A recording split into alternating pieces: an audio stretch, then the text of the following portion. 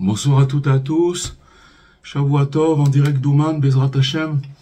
On va continuer dans les lettres de Rabbi Nathan, les lettres des mots qui guérissent, Bezrat Hashem. Alors Rabbi Nathan, il envoie une lettre à son fils et il lui dit que la seule chose, c'est qu'il faut se montrer fort et courageux, sans borne. Sans borne, ça veut dire sans limite. Il faut savoir qu'en face de nous, on a un ennemi qui s'appelle les forces du mal. Et que contre ces forces du mal, alors il faut une force et un courage sans borne. Et il lui dit, ne fais aucun cas d'aucune pensée de désarroi. Ne fais pas cas de ces pensées de désarroi.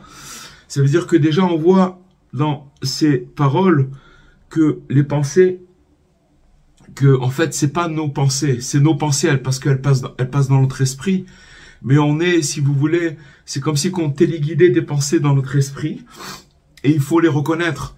Il faut savoir que c'est des esprits, c'est des pensées qu'il faut repousser. Donc il faut pas faire cas de pensées de désarroi, des pensées qui nous affaiblissent, d'aucun doute qui viendrait se glisser dans ton cœur.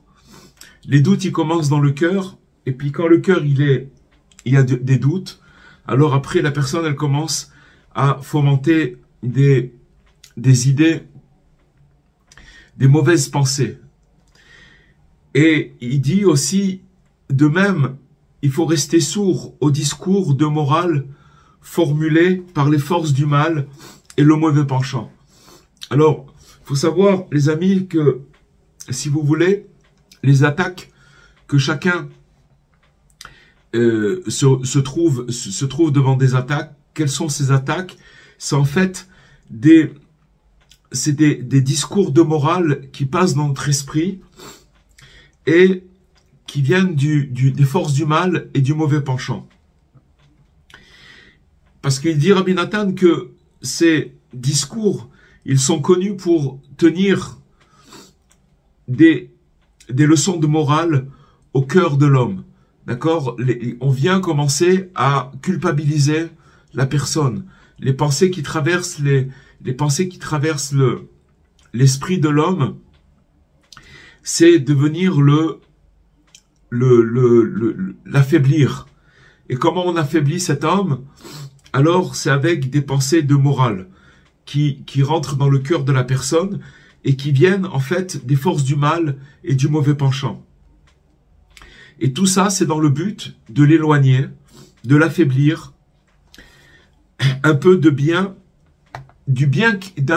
qu'il voulait faire, qu'il voulait saisir et emmagasiner. Il faut savoir que, en fait, le mauvais penchant, il fait tout, même si c'est un tout petit peu de bien, il veut s'emparer de ce bien-là et ne pas nous laisser le faire. Et il nous dit, surtout, ne te laisse pas séduire.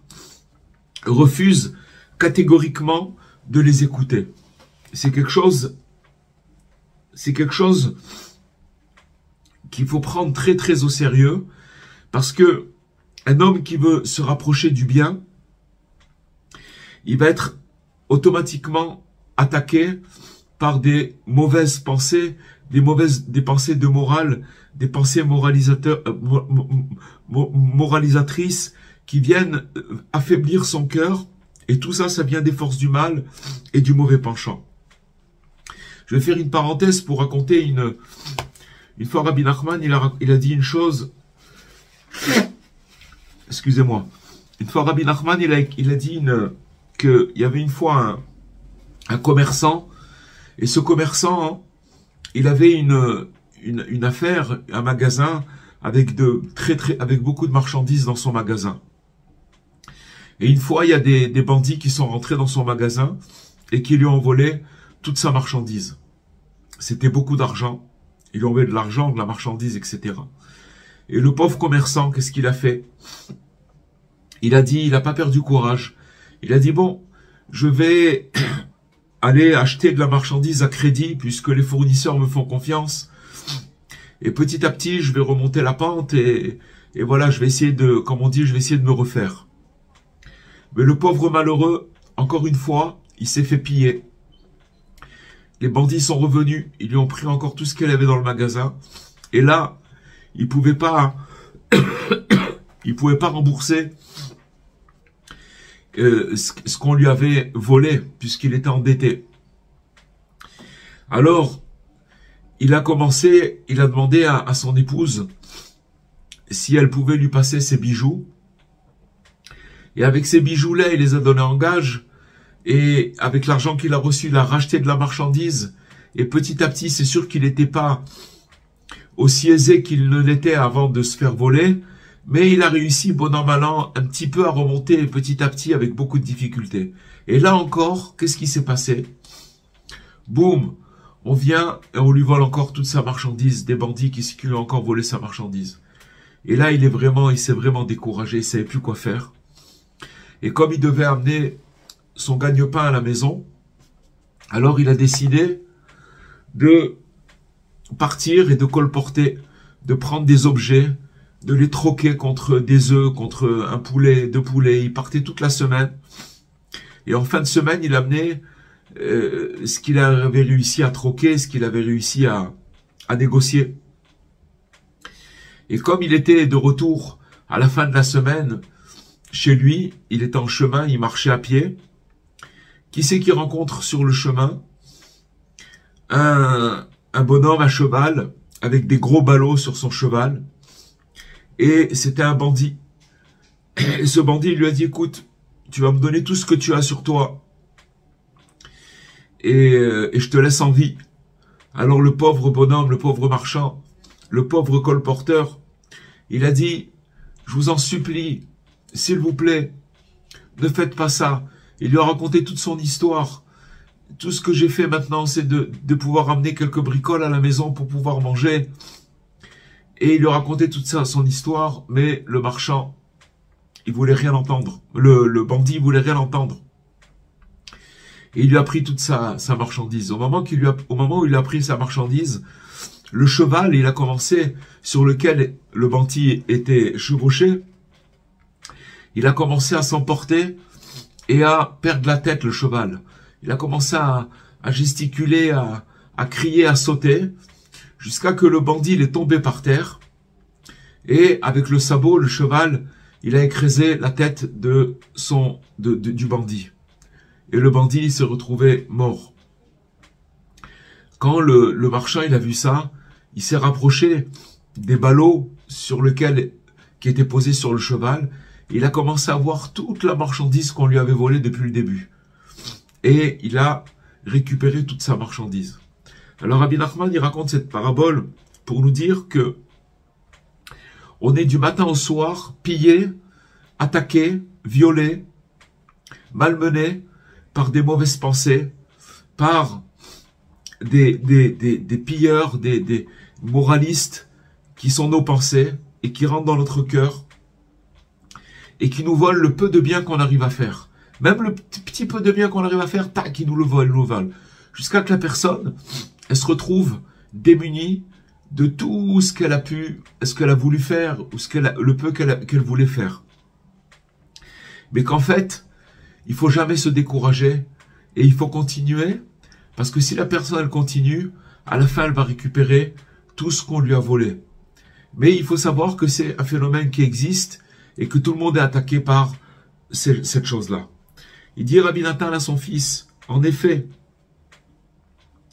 je me rappelle une chose que j'ai eu l'occasion de te dire à maintes reprises. On écoute les réprimandes et les leçons de morale qu'à condition qu'elles rapprochent de Dieu, et non qu'elles éloignent de lui. À Dieu ne plaise. Ça, c'est un principe fondamental. C'est-à-dire que maintenant, si on était capable de suivre ce conseil, c'est-à-dire que quand il y a une idée, les idées, elles arrivent par flux, et des fois, quand quelqu'un il est démoralisé ou qu'il n'a pas le moral, c'est tout simplement parce qu'il a réfléchi et qu'il a commencé à spéculer dans sa pensée. Mais Rabbi Nathan, il donne une règle. Il dit que toutes les pensées qui viennent et qui m'éloignent de Dieu, c'est quoi s'éloigner de Dieu? C'est que si ces pensées-là, elles m'amènent de la déprime, ou elles m'amènent une baisse de morale, etc., ça veut dire que ces pensées-là, elles sont complètement mauvaises. Et donc, je dois m'éloigner de ces pensées-là, puisque une bonne pensée, c'est une pensée qui me donne envie de me rapprocher de Dieu, de faire le bien, d'avancer, de croire en moi, de croire au bien qu'il y a en moi. Ça s'appelle des bonnes pensées. Dès qu'une pensée, elle vient et qu'elle me touche, et que la conséquence, c'est que je commence à réfléchir d'une manière négative, ou sur moi-même, ou sur les autres, ou par rapport alors ça veut dire que ça s'appelle une mauvaise pensée. C'est très simple. Mais il faut s'en rappeler parce que il faut savoir que les forces du mal et le mauvais penchant, ils s'arrêtent pas une seconde. C'est tout le temps. C'est une guerre qui ne s'arrête pas une seule seconde. Et il dit, Rabbi Nathan à son fils, tu te souviens que je t'ai entretenu de l'ouvrage Réchit Chochma. Le Réchit Chochma, c'est un livre de morale qui s'appelle Les prémices de la sagesse, Réchit Chochma. Et il dit qu'il y a aussi d'autres livres de morale qui réprimandent abondamment l'homme. Et ne parle de lui, il parle de ces livres de morale, il parle de l'homme de manière humiliante. Et il dit, Rabbi Nathan, j'ai alors insisté beaucoup sur le fait que leur intention intégrale est uniquement de rapprocher de Dieu et donc d'éloigner de lui, de s'éloigner de lui. Il faut savoir, les amis, que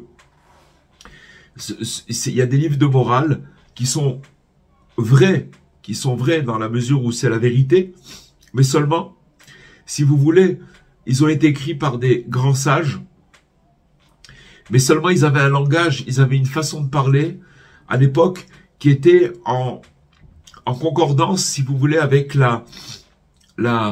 le degré des gens qui avaient de l'époque. Par exemple, le langage qu'on parlait il y a 500 ou 600 ou 800 ans, c'est pas le même langage qu'on parlait il y a 200 ou 100 ans. C'est pas le même. À plus forte raison que ce qu'on parlait il y a 100 ans, c'est pas le même qu'on parle aujourd'hui dans notre génération. Parce que notre génération, elle est très très faible, et c'est pas des vérités. Ce sont des vérités, seulement on peut pas les comprendre. On peut pas les comprendre dans la mesure où, si vous voulez, on est tellement faible que chaque morale, on a l'impression que on veut nous décourager, on veut nous éloigner. Et donc, si vous voulez, on interprète les choses d'une mauvaise façon, alors qu'en vérité, elles ont été écrites pour rapprocher l'homme de Dieu. Pour ça que Rabbi Nachman est arrivé et il nous prévient et il nous met en garde de faire très très attention. Si vous voulez, si on arrive à étudier ces livres de morale avec l'éclairage de Rabbi Nachman, alors on peut, en faisant attention, on peut arriver à vraiment s'élever et à vraiment avancer. Mais donc il lui dit, il met son fils en garde, Rabbi Nathan, en lui disant, il insiste sur le fait que l'intention de ces sages-là, elle était uniquement de rapprocher de Dieu et non pas de s'éloigner de Dieu. Et il nous dit que dans le même ordre d'idées, et plus généralement, il convient de veiller continuellement à comprendre que soi-même, à comprendre de soi-même, excusez-moi, qu'aucun éloignement ou négligence ne doivent découler, à Dieu ne plaise, d'une réprimande ou d'un message de morale qui pénètre dans le cœur. C'est-à-dire que maintenant, on va entendre certaines vérités. C'est pour ça, excusez-moi, je vais vous dire quelque chose de très important. C'est pas que Dieu préserve pour dénigrer personne, mais des fois, vous pouvez entendre des cours où les gens qui font ces cours-là, si vous voulez, ils prennent un langage qui a été dit il y a mais ils n'ont pas le transformateur. C'est-à-dire, ce langage-là, il a été dit il y a quelques années, il y a quelques centaines d'années, mais ils n'ont pas le transformateur. Et quand c'est dit, eh ben, les gens, ils ont envie de se sauver. Ils ont très peur. Ça fait très très peur. Mais il faut savoir que même dans la vérité, même quand on prend, si vous voulez, un livre comme le Réchit Chochma, qui vient d'énoncer Rabbi Nathan, qui s'appelle Les prémices de la sagesse, alors, et que tout ce qui est dit là-bas, c'est vrai, mais si une personne, elle n'est pas capable de déchiffrer et de l'amener jusqu'à lui et de comprendre ce qu'il y a là-bas, il doit pas l'ouvrir, il doit pas ouvrir ce livre parce que ça va l'amener, si vous voulez, dans un regain de tristesse et de découragement. Et ça, c'est plus grave que tout. C'est pas pour ça qu'ils ont été écrits, ces livres-là. Et il dit que donc, qu'il faut faire très très attention, qu'à cause de cette morale, il va découler, à Dieu ne plaise, à cause d'une réprimande ou d'un message de morale qui va pénétrer dans notre cœur et qui risque de nous éloigner. Il dit que il se peut que l'élan de morale et de réprimande ressentis par le cœur proviennent du côté de la sainteté.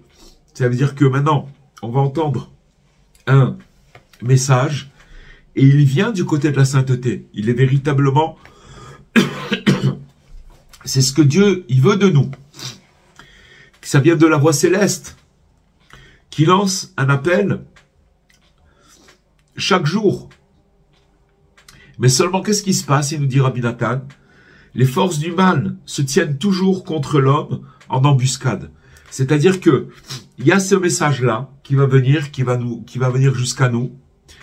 Et au moment où il va devoir rentrer, c'est comme si que vous avez des forces du mal qui se tiennent et qui commencent à transformer et à faire rentrer, si vous voulez, au lieu de rentrer, si vous voulez, ce message d'une manière où qui va glisser, ou qu'on va le recevoir et on va recevoir de l'énergie de ce message, alors il est transformé par les forces du mal qui vont rentrer en nous et qui vont commencer à nous faire, t'as vu où tu en es par rapport à ça, regarde truc, t'es complètement foutu, tu y arriveras jamais, regarde comment tu es par rapport à la vérité. Ils vont commencer avec de la morale et de la morale, et ces idées-là. Et sachez une chose, c'est qu'on a besoin des fois de personnes. Hein.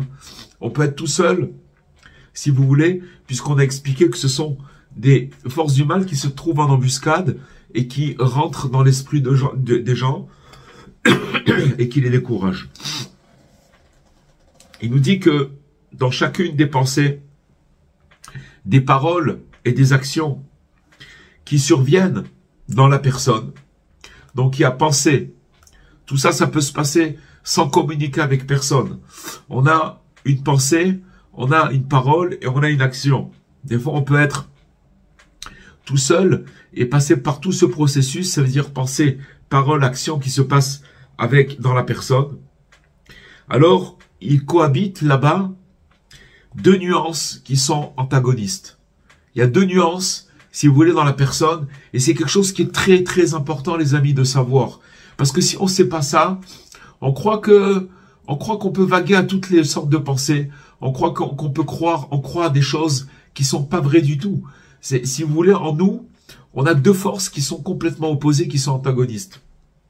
C'est pour ça qu'il s'est marqué que le bon penchant et le mauvais penchant se trouvent dans le cœur. Il y a une partie du cœur, le côté gauche du cœur, c'est là où le mauvais penchant y réside. D'accord? Et le côté droit du cœur, c'est là où le bon penchant réside. Alors il y a des fois, on ne sait pas qui c'est qui parle. Et il y a des fois où il y a une guerre entre les deux. C'est comme une bagarre. Et ça fait des dégâts. En fait, il y a une potion de vie et un poison mortel. Voilà. En nous, il y a cette personne, il y a ces deux nuances-là. Comme l'ont enseigné nos sages de mémoire bénie, à propos du verset Vesamtem va'avadetem. Ça veut dire, à propos du verset où il nous dit, dans le schéma, vous mettrez, ça veut dire, Vesamtem, vous mettrez mes paroles sur votre cœur. Ça veut dire que vous devez prendre les paroles que je vous ai dit. C'est un texte qu'on répète 2 fois par jour, le matin et le soir. C'est-à-dire que ces paroles-là, il faut le mettre sur le cœur. Et nos sages ont déduit de là que si la personne est méritante, cela va lui procurer une potion de vie. Un sam. Sam, c'est une potion. Et de vie. Et sinon, alors, ça va être un poison mortel. Donc, ça, c'est que Dieu préserve. Qu'est-ce que ça veut dire? Ça veut dire que maintenant, Dieu, il nous a dit une parole, qu'il faut prendre ces paroles qu'il nous a dit, Dieu, et les mettre sur notre cœur. Mais, si vous voulez, c'est une question de mérite. Comme il y a ces deux antagonistes, c'est une question de mérite. Si on a le mérite, alors c'est le bon côté qui va faire son travail et qui va nous élever. Et sinon, alors il va avoir cette embuscade qui va rentrer dans notre cœur. Et si vous voulez, même cette même parole-là, on va la transformer et elle va nous accuser. Elle va commencer, on va commencer à penser à la morale, etc. Et c'est quelque chose qui peut nous faire tomber. C'est ainsi que les paroles, les forces du mal qui sont inverses, et la plupart du temps, nous dit Rabbi Nathan, les paroles de Dieu vivant et qui s'emploient précisément par elles. Ça veut dire que maintenant, les forces du mal, elles emploient les paroles de Dieu pour les transformer et pour les trafiquer et pour qu'elles arrivent à nous, si vous voulez, d'une manière erronée. Ou si vous voulez, par exemple, Dieu, il a aucunement, son intention, c'est pas de nous faire peur. Il veut seulement nous donner un chemin de vie. Seulement, le mauvais penchant, les forces du mal, elles viennent d'embuscade et elles transforment cette parole de vie et elles commencent, si vous voulez, à galoper dans l'esprit de la personne et dans le cœur, surtout dans le cœur de l'homme. Que Dieu nous en préserve. C'est pourquoi il faut faire bien attention à ce phénomène. Rabbi Nathan nous dit qu'il faut faire très attention à ce phénomène. Excusez-moi.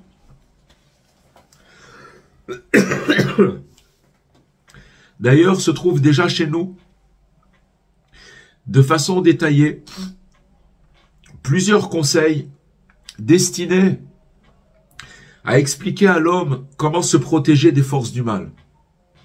Donc Rabbi Nathan, il va nous dire, d'abord il nous a fait montrer le danger, il nous a fait montrer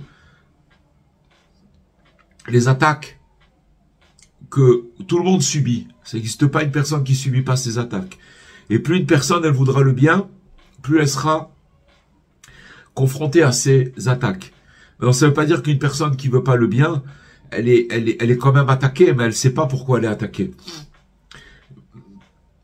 Peu importe, le mauvais penchant, il veut tuer la personne. La tuer physiquement, tout simplement. Comment il la tue physiquement? En rentrant dans son esprit et en lui racontant des histoires. Donc il va nous dire, nous expliquer que quand il nous dit que se trouve déjà chez nous, ça veut dire dans la pensée de Rabbi Nachman, dans les enseignements de Rabbi Nachman, ceux qui fréquentent cette pensée, de façon détaillée, il y a plusieurs conseils destinés à expliquer à l'homme comment se protéger des forces du mal et comment se revigorer et se réjouir. D'accord? Comment on fait pour rester joyeux et d'être fort? Il dit Rabbi Nathan à son fils, je fais allusion en particulier à la leçon merveilleuse qui est très élevée et qui est très impressionnante qu'a dévoilé notre maître Rabbi Nachman, lumière des lumières, et qui s'appelle Azamra. Azamra, c'est la leçon qui se trouve dans le premier volume du Likutei Moharan. On en a parlé beaucoup, et c'est la leçon 282, Resh Pebet. Il dit à son fils, approfondis-la, et approfondis-la encore. Ne t'arrête pas de creuser, d'approfondir cette leçon. Vieillis et prends du temps avec elle. Ça veut dire, investis-toi, vieillis avec cette leçon.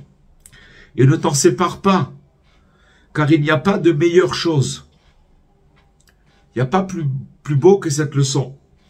Et veille à ce que cette marche à suivre semble à tes yeux nouvelle. C'est-à-dire que maintenant, et on a tendance que quand on prend un texte qu'on a déjà étudié, on a l'impression qu'on le connaît. Ah, on a déjà entendu ça.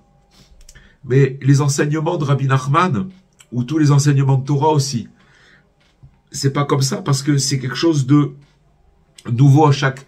Il y a plusieurs degrés pour comprendre et plus on répète et plus, si vous voulez, ça rentre dans notre cœur et ça commence à habiter notre conscience et nos cœurs.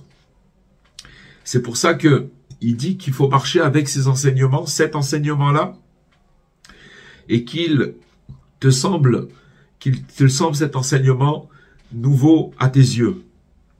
Chaque jour, et sans exception, c'est-à-dire chaque jour, il faut que ce soit nouveau à tes yeux. Et il dit, je t'en rappelle les grandes lignes de cet enseignement. D'abord, il faut se considérer chaque jour comme si l'on était loin de Dieu. Ça aussi, c'est une règle. Comme ça veut dire qu'on doit se considérer tous les jours comme si qu'on était loin de Dieu. Comme la terre est distante du ciel. Parce que c'est vraiment la vérité. On est très très très loin. Et tout, si vous voulez, là où ça commence, où on croit qu'on a une proximité, on croit qu'on est arrivé des fois à quelque chose, c'est là où, si vous voulez, on se trompe. Et le fait de se considérer loin de Dieu quand on se lève le matin, c'est ça qui protège. Il nous dit que ensuite, précisément sur la base de cette constatation même, c'est-à-dire le fait de savoir qu'on est loin de Dieu comme la terre elle est distante du ciel, il faut ranimer et réjouir sa personne du fait, sa propre personne du fait que malgré un éloignement aussi démesuré, il existe encore une petite partie de moi dans laquelle je ne suis pas un impie, je ne suis pas quelqu'un de mauvais. Une partie de moi. Regardez comment Rabbi Nathan, il est droit, il nous raconte pas des histoires. C'est pas qu'il est en train de nous passer de la pommade. C'est pas grave, t'inquiète pas, c'est pas ça du tout. C'est d'abord, c'est une grande sagesse. La sagesse, c'est que quand une personne, elle est consciente de son éloignement, combien on est loin, combien on est petit, combien on est tellement loin de Dieu, mais que malgré tout, dans cet éloignement, alors il y a des points sur lesquels je suis valable. Je ne suis pas un impie. Et c'est que comme ça, les amis, que les points positifs, ils peuvent se révéler à la personne. Pourquoi? Parce que quand une personne, elle croit que elle est grande ou elle a compris quelque chose, etc. Alors dès que il va lui arriver de trébucher ou un problème quelconque, elle va croire qu'elle vaut rien du tout. Alors que la vérité, c'est pas ça. La vérité, et imaginez-vous que Rabbi Nathan, il parle à son fils, en lui disant, il parle à son fils. S'il parle à son fils comme ça, et il parle de lui-même aussi, alors combien on doit multiplier à plus forte raison, des milliards de fois à plus forte raison, sur qui nous on est, vous comprenez? C'est-à-dire que maintenant, c'est ça la clé. La clé, c'est de savoir qu'on est très très éloigné, mais que malgré tout, il y a des points positifs sur lesquels on n'est pas un impie. Et je possède même aussi quelques points positifs. Quelques points positifs qui proviennent des commandements impressionnants que nous accomplissions quotidiennement. Tous les jours, on accomplit des commandements de Dieu, que Dieu nous a demandé de faire. Si on devait les compter, on se rendrait compte qu'on fait beaucoup de choses. On fait beaucoup de choses. On essaye de lutter contre des mauvaises pensées. Chacun là où il essaye de faire peut-être une bénédiction, peu importe, de dire une bonne parole à quelqu'un, de faire l'aumône, de tout ce qu'il peut faire, d'accord, toutes les bonnes choses. Si vraiment il était vrai avec lui-même et qu'il cherchait la vérité et le bien, et qu'au lieu de chercher le mal comme le mauvais penchant qui rentre dans son esprit il se dit, je vais arrêter de réfléchir et je vais être honnête avec moi-même et je vais chercher véritablement qu'est-ce que j'ai fait aujourd'hui de bien. Et bien, il va se rendre compte combien de bien il a fait. Il va commencer à voir, seulement, il faut être humble. Il faut être humble, il faut être capable de dire, si aujourd'hui j'ai fait cette petite chose qui est dérisoire, qu'en vérité, elle est, qu'est-ce qu'elle vaut? Mais en vérité, dans ce monde-là, c'est une lumière éternelle. C'est une lumière extraordinaire ce que j'ai fait aujourd'hui. Et cette chose-là, elle rachète toute la journée, elle rachète toute ma vie. Seulement, il faut être conscient. Il faut être conscient que cette chose-là, c'est un diamant, c'est quelque chose de... Et c'est comme ça, si vous voulez, qu'on arrive à remonter la pente. Il n'y a pas un autre moyen. Il n'y a pas un autre moyen. Il nous dit, heureux sommes-nous, comme notre part est bonne. Si nous n'étions venus au monde que pour entendre cet enseignement, cela nous aurait suffi. C'est-à-dire que Rabbi Nathan, il dit que cet enseignement qui s'appelle 282 à Zamra, alors si on était venu dans ce monde rien que pour entendre cet enseignement, ça aurait suffi. Ça aurait suffi pour tout réparer, pour tout arranger. C'est en fait chercher le bien, d'abord chez moi et chez les autres. Le problème, je vais vous dire, le problème c'est que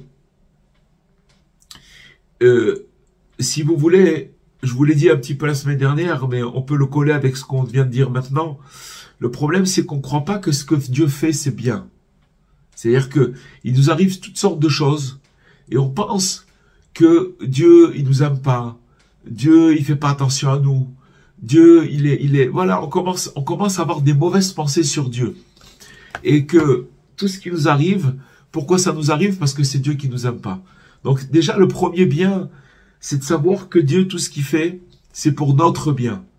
Notre bien, à chacun particulièrement. Chacun, il a des épreuves différentes. Mais il faut savoir que tout ce que fait Hachem, c'est pour le bien. C'est pour le bien, c'est pas pour nous. Et il y a autre chose que je vous ai dit la semaine dernière, c'est que Dieu, il nous aime chacun d'un amour infini. Véritablement, véritablement, il nous aime. Il aime toutes ses créatures. Il nous aime. Et une autre chose aussi, c'est que quand on souffre de quelque chose, Dieu, il souffre aussi. Il y a un exemple qu'on peut donner, c'est que, imaginez-vous un papa ou une maman qui amène son fils ou sa fille chez le dentiste. D'accord? Maintenant, le gosse, il est mort de trouille, il a très très peur. Il pleure, il tape des pieds. Et le papa ou la maman, elle souffre de voir son fils comme ça. Mais pourquoi elle l'amène chez le dentiste alors que c'est une souffrance? Parce qu'en vérité, c'est pour son bien. C'est pour son bien. Il sait qu'il va passer un mauvais quart d'heure, mais après, il va pouvoir guérir, il va pouvoir sortir du problème qu'il a, de ces douleurs qui se trouvent et qu'il a, etc. Et ça va éviter d'autres problèmes après. Parce que, alors c'est exactement la même chose. Hachem, avec nous, il nous fait passer par des choses qu'on ne comprend pas. On ne peut pas comprendre notre chemin. Chacun, il a un chemin particulier. Mais quand on sait qu'Hachem, tout ce qu'il fait, c'est que pour le bien. Il y a rien qui fait pour le mal, qui fait que du bien. Et que il nous aime d'un amour infini. Et que quand il a mal, quand j'ai mal, il a mal lui aussi. Il a mal plus que moi encore. Plus que moi. Alors, vous savez à quoi ça nous amène, ces trois choses-là? Elles nous amènent une chose, c'est que je remercie Hachem. Je remercie parce que s'il fait tout ça pour moi, il m'aime. Quand il a mal, quand j'ai mal, il a mal lui aussi. Et qu'il m'aime, et que tout ce qu'il fait, c'est pour le bien. Qu'est-ce que je peux faire d'autre que de le remercier? Sachez que quand une personne, elle rentre dans cette idée-là, dans cette conception des choses, elle enlève 90% de sa souffrance. C'est-à-dire que la souffrance, elle est là, mais seulement il vit cette chose-là avec force, avec honneur. Il se laisse pas maintenant. Il se laisse pas décourager. Ensuite, ça c'est une chose. Ensuite, le savoir que maintenant j'ai du bien en moi.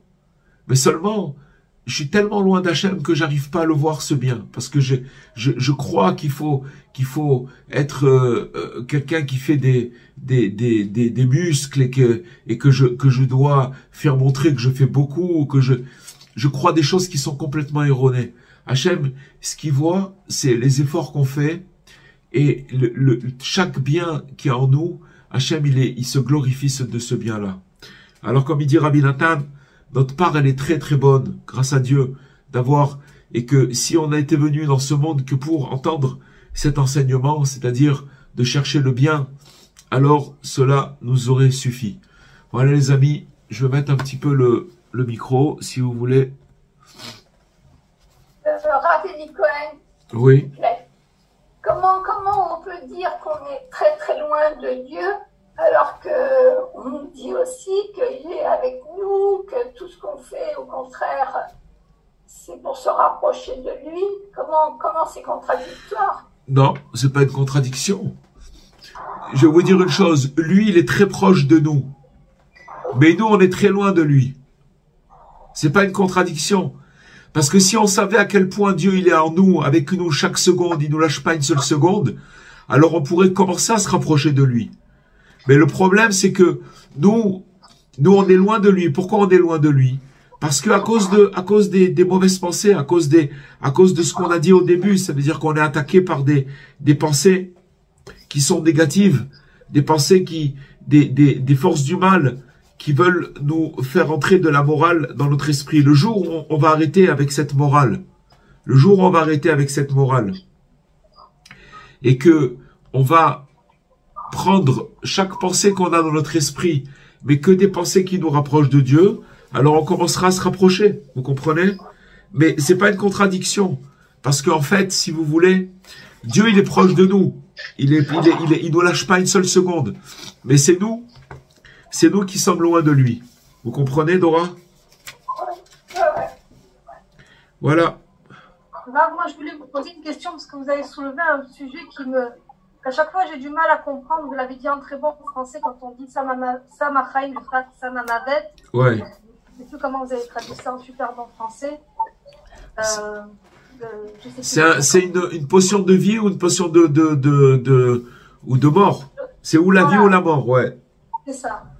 Et c'est une notion que j'ai beaucoup de mal à comprendre. J'arrive pas à comprendre. Même vous l'avez expliqué, mais j'ai du mal à intégrer comment quelqu'un, à travers la Torah, il peut arriver à la destination inverse.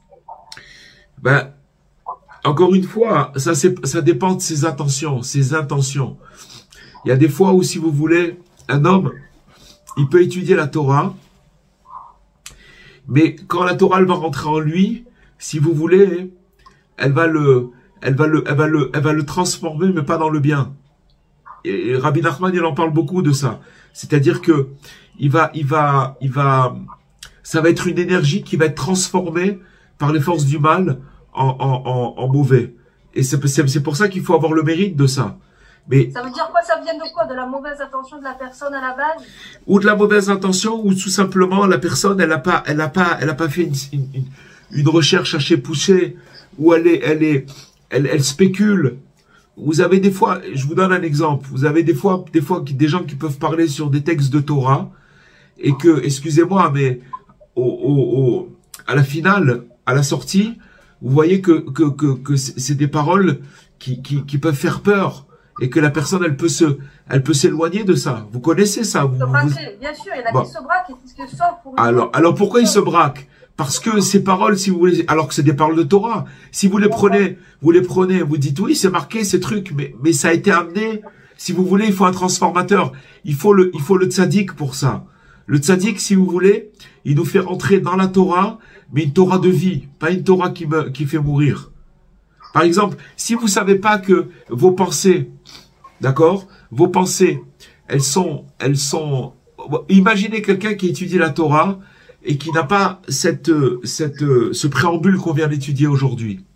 Alors, il va étudier la Torah et que maintenant, il va se voir par rapport à cette Torah complètement nul. D'accord? Pas complètement. Ça va l'amoindrir au lieu de le... Et d'où ça vient? Ça vient de ces forces humaines qui sont en embuscade et qui attendent et qui commencent à lui dire, voilà, regarde-toi comment tu es par rapport à ça. T'as aucune chance. C'est pour ça que c'est marqué dans le Pirkei Avot, dans les maximes de nos pères, c'est marqué Kol Israël, yesh lahem chelek leolam haba. D'accord? Chacun du peuple d'Israël, il a une part au monde futur. Parce que ton peuple, c'est des saints, c'est des tzadikim, c'est des justes. C'est dit pour tout le monde. D'accord? Et c'est une Mishnah, c'est un traité qui revient à chaque fois avant les maximes de nos pères. Et cette Mishnah-là, elle n'a rien à voir avec les maximes de nos pères, elle vient d'un autre traité. Alors, pourquoi ça a été mis là, avant, si vous voulez, avant les maximes de nos pères? Alors, le Rav Shik, le Moharosh, Zecher Tzadik Libracha, il dit une explication extraordinaire. Il dit, quand tu vas voir le comportement des sages, des Tanaïm, des Amoraïm, comment ils se comportaient, Hillel, Shammai, etc., et que tu vas voir la grandeur, tu vas être pris d'un découragement total. Tu vas dire, mais comment je fais, moi? Je peux même pas commencer. Alors, c'est pour ça que les Chachamim, ils ont mis ce premier traité que tout le monde a part au monde futur. C'est-à-dire, te décourage pas. Là où tu es, c'est pas grave. Te décourage pas. Continue à vouloir d'être bon comme toutes ces maximes de nos pères. Vous comprenez? Alors, maintenant, c'est la même chose. Ça veut dire que maintenant, si on n'a pas ces préambules-là, qu'on n'a pas le tzaddik, qu'on n'a pas Rabbi Nachman qui nous dit comment prendre les choses, comment vous allez apprendre que tout ce que vous allez apprendre, la plupart des gens, chers amis, ils sont éloignés. Les gens que vous voyez, regardez autour de vous et regardez maintenant et réfléchissez à ce qu'il nous a dit ce soir Rabbi Nathan, et vous allez voir pourquoi ils sont loin. Parce qu'ils pensent qu'ils ont aucune chance. Ils ont aucune chance. Ils peuvent pas. C'est pas possible. La Torah, c'est rigoureux, c'est un truc.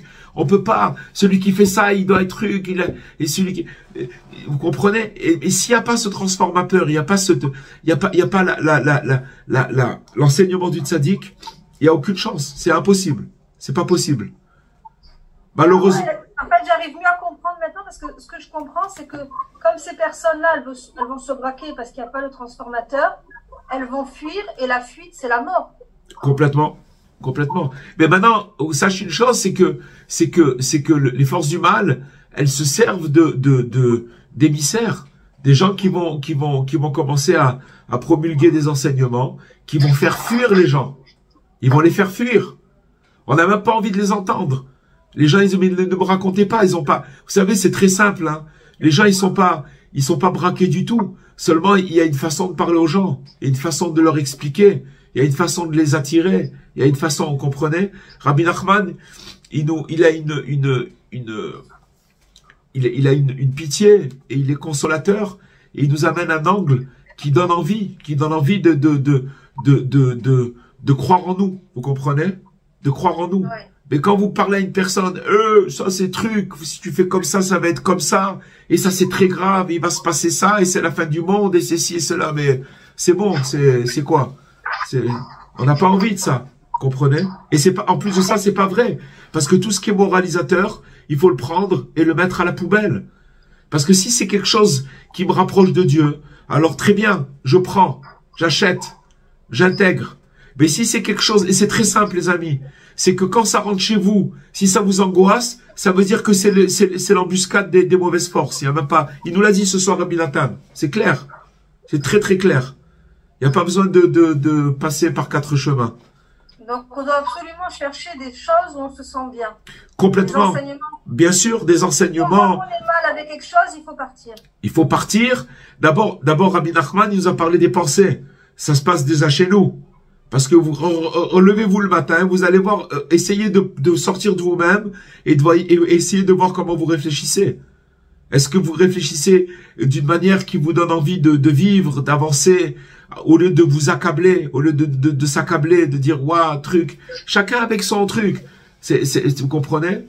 Alors sur nous-mêmes, d'abord faut commencer avec nous-mêmes parce que la guerre elle est en nous, puisqu'on a dit qu'on a en nous 2 antagonistes, 2 forces antagonistes qui viennent et qui se battent constamment. C'est chez nous. C'est d'abord chez nous.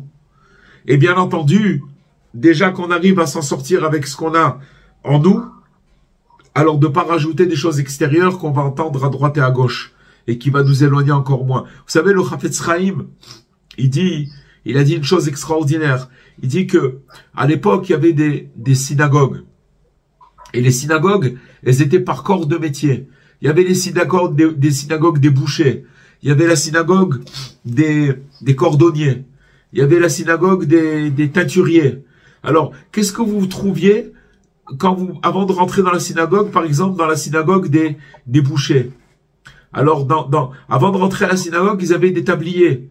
Alors, dans l'arrière-salle, avant de rentrer, il y avait des porte-manteaux où on pouvait reconnaître de quelle choule on était, parce qu'il y avait des tabliers avec du sang dessus. Et ils rentraient pour faire mincha et retourner, ou faire leur prière et retourner après à leur travail. Alors, Hafetz Chaim, il dit, c'était par corps de métier. Ok? Alors, il dit comme ça.